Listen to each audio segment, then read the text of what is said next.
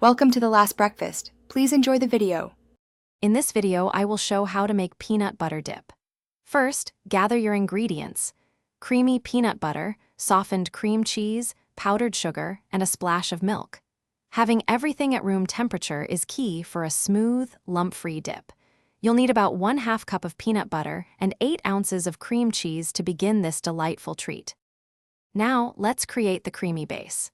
In a medium-sized bowl, combine your softened 8 ounces of cream cheese with 1/2 cup of creamy peanut butter. Using an electric mixer on medium speed, beat these two ingredients together until they are perfectly smooth and well combined. This step is crucial for achieving that wonderfully light and airy texture we're aiming for.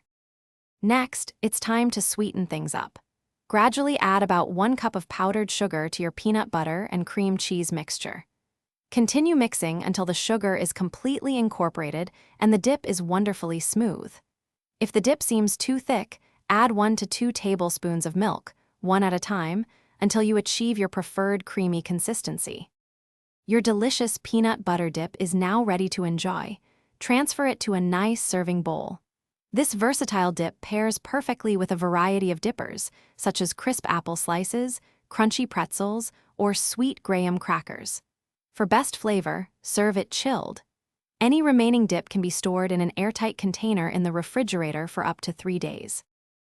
Thanks for watching. If this was helpful, leave a like and consider subscribing. See you next time.